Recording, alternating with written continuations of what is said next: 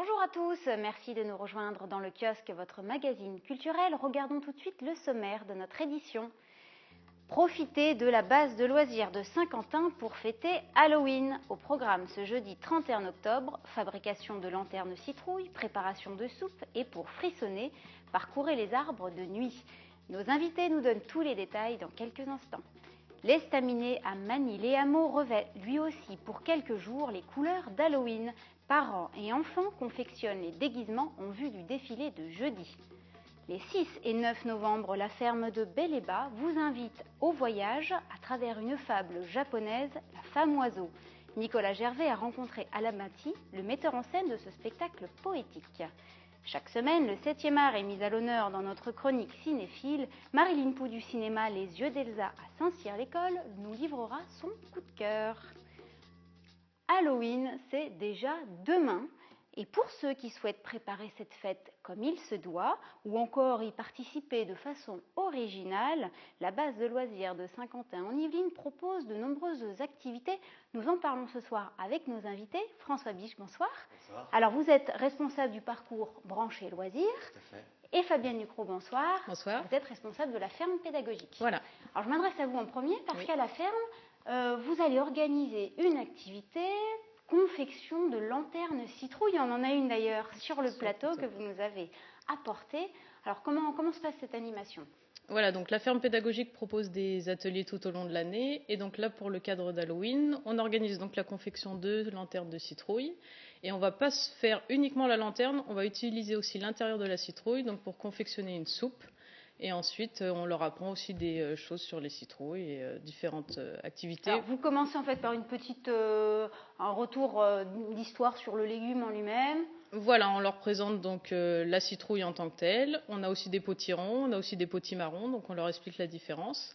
Ensuite, les enfants choisissent leur citrouille. Donc les fratries prennent une grosse citrouille qu'ils creusent ensemble et qu'ils utilisent pour la maison ensemble. Les enfants qui viennent tout seuls ont une plus petite. Et donc ils la choisissent et ensuite on leur explique les différentes étapes qu'il va falloir la creuser, récupérer les graines pour éventuellement en planter l'année prochaine dans leur jardin s'ils le souhaitent. Et ils la creusent avec l'aide des parents au début parce qu'il y a certaines parties à faire au couteau. Et donc ça voilà, se déroule. C'est pas trop dangereux, effectivement. Alors voilà, on demande que les parents soient sur place. Il y a aussi des animateurs de la ferme pédagogique donc, qui sont là pour accompagner. Donc on fournit des couteaux donc plus ou moins tranchants suivant l'âge des enfants et on demande vraiment aux parents de participer à cette étape, donc de couper. C'est l'enfant qui dessine au feutre ce qu'il veut découper sur la citrouille et les parents aident les enfants. Donc on insiste vraiment sur ce point-là et il y a les animateurs en plus pour aider s'il y a besoin. D'accord. Est-ce qu'il faut un type de citrouille particulier pour faire cette décoration ? Alors il y a des citrouilles qui s'appellent les Jack aux lanternes, donc qui sont vraiment les citrouilles d'Halloween qui sont toutes rondes et oranges. Donc c'est des citrouilles qui ont l'avantage d'être faciles à creuser. Mais par contre, c'est des citrouilles qui, au niveau gustatif, ont peu d'intérêt. Donc, vu que c'est vrai que nous, on fait de la soupe derrière, on a choisi donc soit des potirons, donc comme celle qui est devant, et des potimarrons, donc qui ont un goût très intéressant, mais par contre qui sont durs à creuser. C'est plus difficile. Donc, on a les trois qui sont sur place. Donc, les enfants choisissent et ils découvrent qu'elle est plus ou moins dure à creuser, mais après, toutes peuvent être transformées en lanterne. Donc, et ce sont des citrouilles issues de votre propre potager ? Voilà, donc on a une partie des citrouilles qui sont produites sur place.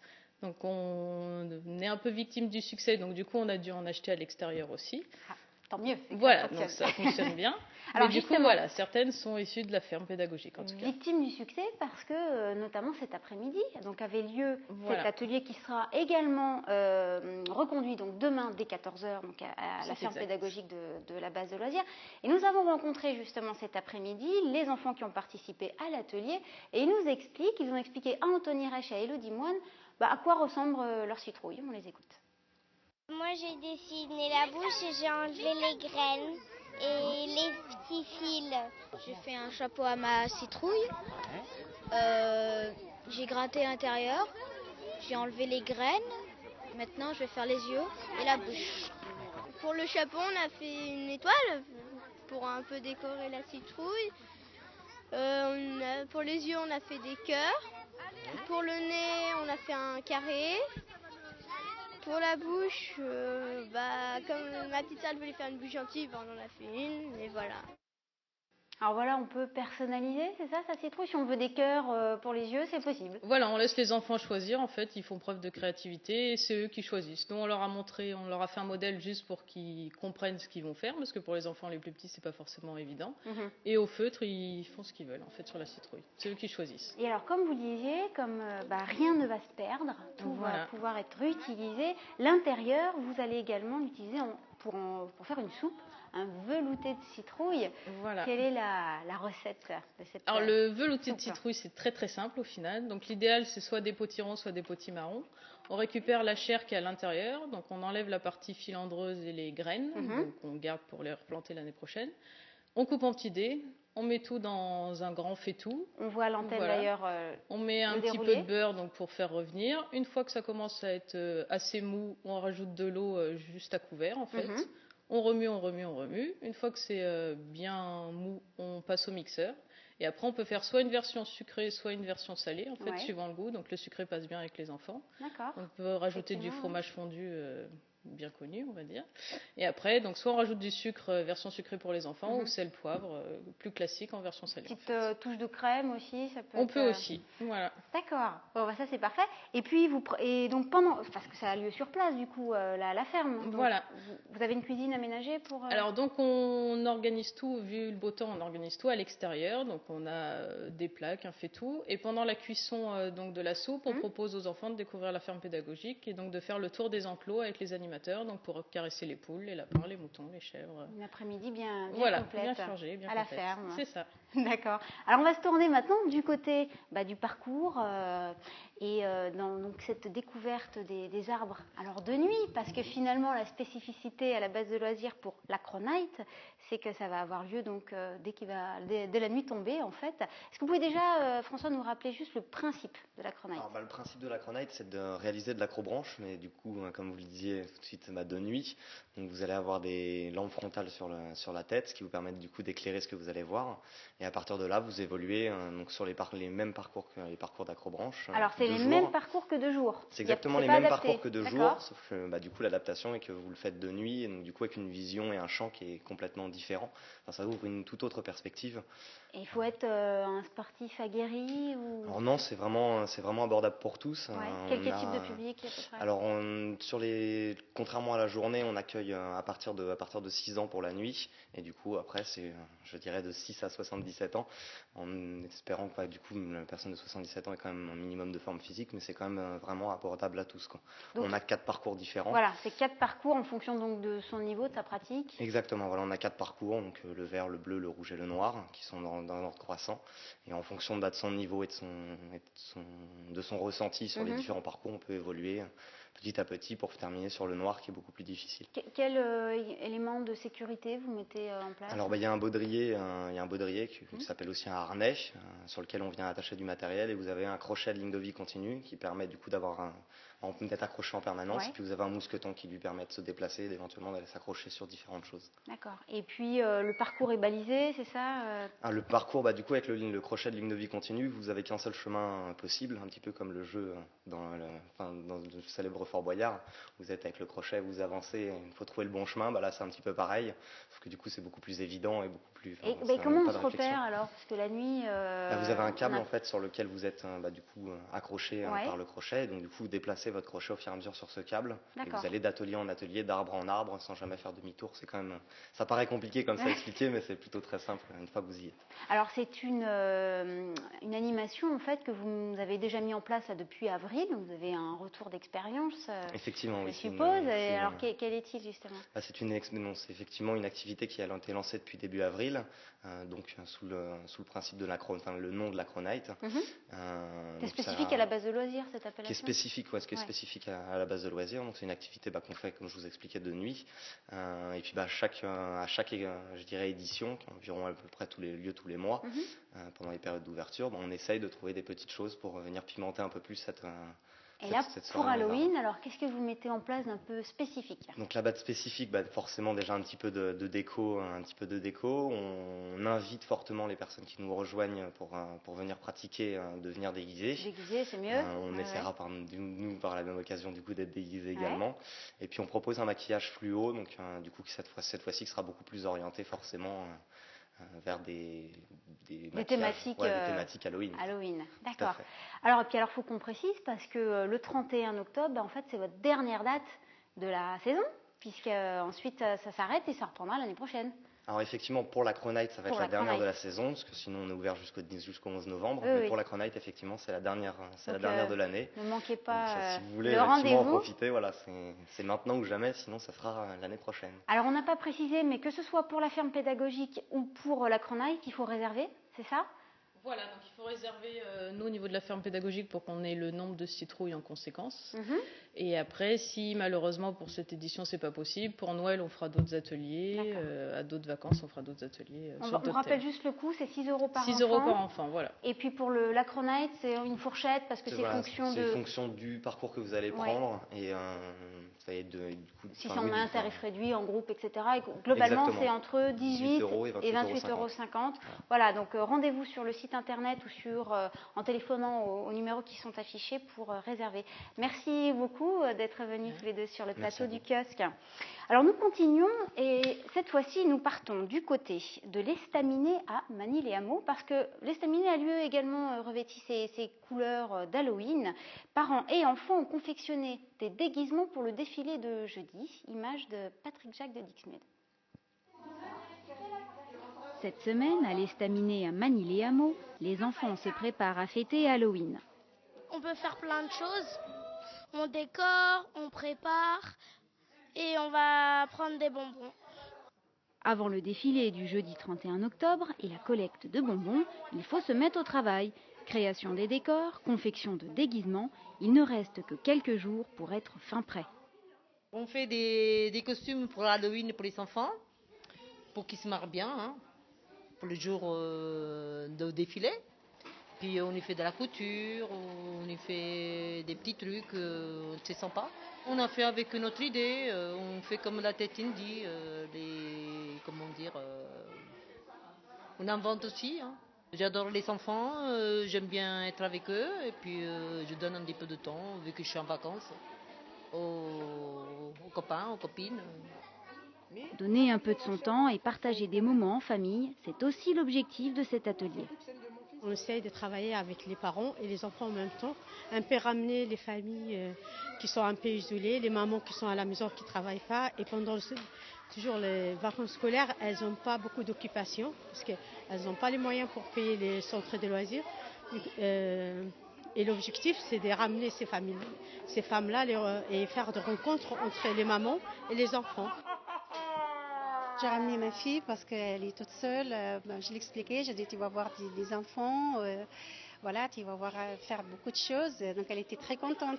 Au même temps, moi aussi, j'aimerais bien voir des mamans parler, partager qu'est-ce qu'ils font là. Et c'est bien ce qu'ils font. Les enfants défileront déguisés jeudi à 18 h dans le quartier du Buisson.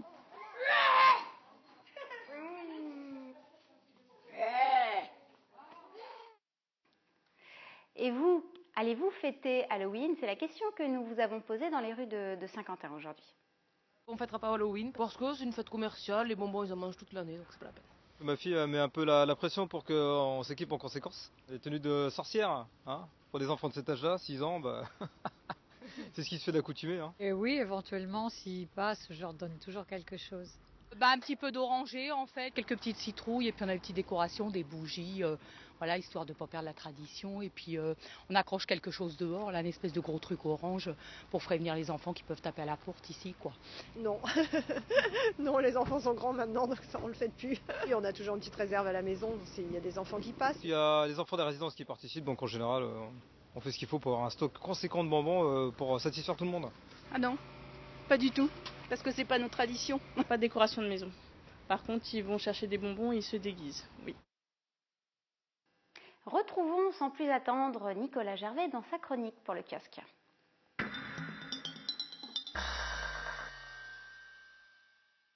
Cette semaine, Nicolas nous fait découvrir La Femme Oiseau, une fable japonaise présentée les 6 et 9 novembre à la ferme de Bel-et-Bas. Rencontre avec Alain Batty, le metteur en scène de ce spectacle poétique. La femme oiseau, Alain Baptiste s'inspire de cette légende japonaise pour donner naissance à un spectacle ponctué de chansons qui sera présenté notamment les 6 et 9 novembre à la ferme de Bel-et-Bas à Guyancourt. Un spectacle zen pour toute la famille. Savais-tu, petit scarabée, qu'en japonais, kiosque signifie mon émission préférée? Non. Si, ça se dit kiosque. Kiosque. Je bois, je dors, je dors. Quand j'ai faim, quand j'ai soif, je suis fatigué. Je mange, je bois, je dors. Quand j'ai faim, quand j'ai soif, quand je suis fatigué. Je mange, je bois, je dors. La femme oiseau, c'est effectivement une vieille légende japonaise qui peut-être aurait pris sa source en Chine au 7e siècle et qui aurait comme ça voyagé jusqu'au Japon. Et en fait, en 2000, j'ai mis en scène un roman de Maxence Fermine qui s'appelle Neige et qui était comme ça l'épopée d'un jeune homme épris de la neige et de l'art du haïku. Et à ce moment-là, je me suis mis à lire plein de contes et de légendes japonaises. Et je suis tombé sur cette légende-là et elle m'avait vraiment marqué. J'ai eu comme ça le désir d'écrire à partir de cette légende-là une pièce de théâtre en 20 tableaux.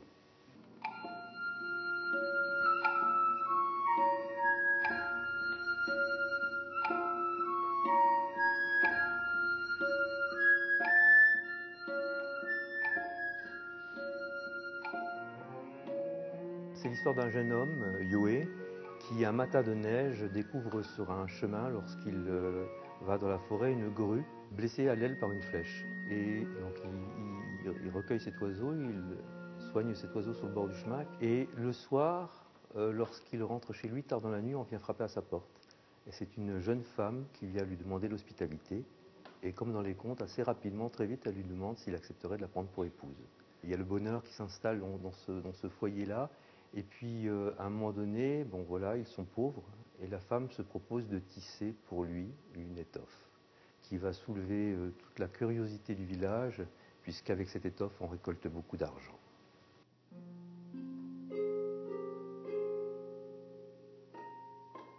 C'est une pièce qui raconte finalement l'extrême générosité qui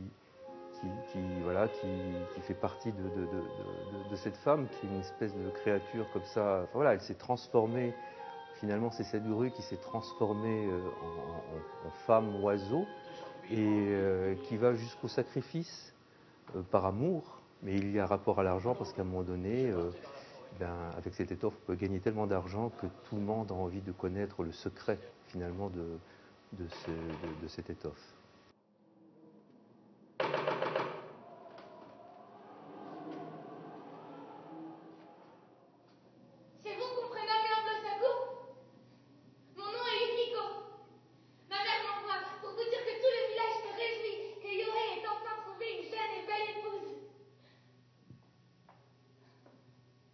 C'est la force effectivement des fables, des légendes, des mythes finalement, puisque elles racontent toujours, quelle que soit l'époque. C'est-à-dire qu'évidemment, aujourd'hui, cette idée de la fascination pour la richesse raconte vraiment beaucoup sur ce monde qui est comme ça, pas forcément extrêmement égalitaire. Et donc c'est aussi une invitation comme ça à la réflexion, à la conscience pour les uns et pour les autres, pour les petits et pour les grands. On est toujours face à cette question-là, c'est-à-dire de finalement désirer ce qui est juste, de vivre harmonieusement avec les autres finalement.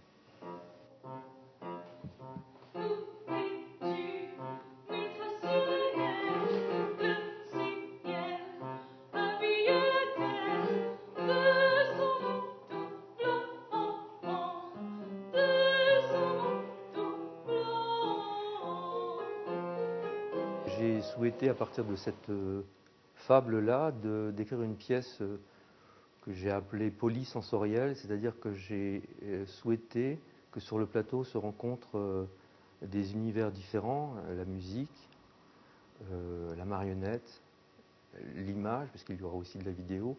J'ai fait appel à une équipe qui était comme ça, des comédiens qui pouvaient à la fois effectivement manipuler, chanter, jouer de la harpe, du piano, des flûtes.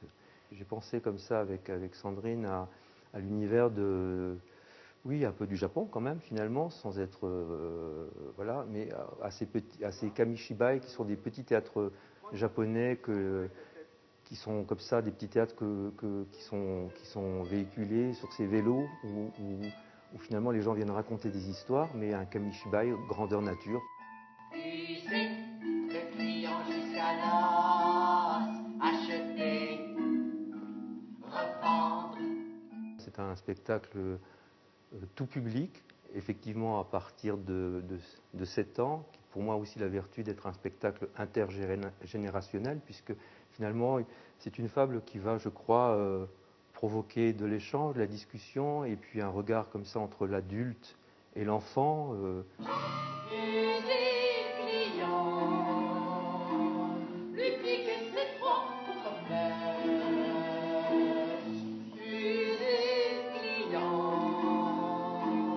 Et d'un sourire le mettre en pied. Et voilà, la femme oiseau, c'est donc les 6 et 9 novembre à la ferme de Bel-et-Bas à Guyancourt. Et maintenant, on retrouve non pas une femme oiseau, mais une femme qui peut vous donner des ailes sans vous clouer le bec ni vous voler dans les plumes. J'ai nommé Aurélia. Ah, Nicolas, je vous reconnais bien là, gai comme un pinson et jamais abaillé aux corneilles. À la semaine prochaine. Passons tout de suite à notre chronique cinéphile.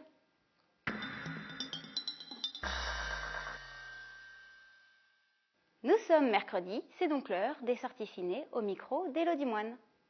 C'était bien, c'était rigolo. Assez marrant et un peu bête aussi. Il y avait des scènes qui étaient plus drôles. Par exemple, quand il y a une fille qui s'appelle Jean qui a giflé quelqu'un.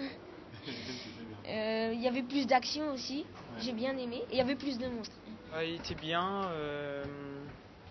Il y avait de l'action, il y avait de la tristesse et c'était émouvant. Le 2 était mieux que le premier. Parce que ce soit au niveau des effets spéciaux, tout a été vraiment très bien. Ouais, la suite a été magnifique. C'était bien, Thor. Parce qu'il y avait du suspense. Il était bien, il y avait des moments rigolos, des moments fantastiques, mais ça faisait un peu peur quand même. Moi qui ai connu les années 70, il y a trop de clichés. C'est les voitures, le métro new-yorkais, tout ça. Mais la fin est formidable. Entre les deux, disons, un peu système français à l'américaine, ça m'a pas emballé en fin de compte. Alors comme vous le savez, dans la chronique cinéphile, nous donnons aussi chaque semaine la parole à un professionnel du cinéma qui nous livre son coup de cœur. Cette semaine, c'est au tour de Marilyn Pou, chargée des relations avec le public pour le cinéma Les Yeux d'Elsa à Saint-Cyr-l'École. On l'écoute. Le coup de cœur au cinéma Les Yeux d'Elsa cette semaine, c'est La vie d'Adèle, chapitres 1 et 2, donc le film d'Abdelatif Kechiche qui a eu la Palme d'Or à Cannes. C'est l'histoire de deux femmes, une histoire d'amour. On suit Adèle de la formation de l'amour à un petit peu sa mise à l'épreuve. C'est centré sur l'histoire d'amour, donc c'est une histoire d'amour absolue entre deux femmes, mais c'est aussi ça parle aussi de la vocation d'une jeune femme, donc sa vocation d'institutrice. C'est un peu aussi le sujet du film, et donc une histoire de couple traditionnelle, à savoir pas forcément deux femmes, mais une histoire de couple, et qui vont être confrontées à cette question de différence d'origine et du coup différence d'aspiration. On est bien là. C'est un film vraiment d'une ampleur assez considérable, parce qu'il fait 3 heures, mais on ne sent pas passer les 3 heures. Enfin, vraiment, ces 3 heures sont nécessaires au projet du réalisateur. Sur la forme, ce qui est assez spécifique dans sa façon de filmer, on sait qu'il a souvent 2 caméras, ce qui lui permet vraiment de saisir beaucoup de choses. Et il fait souvent des gros plans de ses actrices pour être vraiment filmé le corps et les visages, un peu comme des paysages. On est au plus près des émotions. Ça fait combien de temps que tu me prends pour une conne? Je te prends pas pour une conne, je t'ai jamais prise pour une conne. Dégage! Tu dégages! Sors de ma vie! Pourquoi tu mens? Je mens pas. Alors pourquoi tu pleures? Je pleure pas.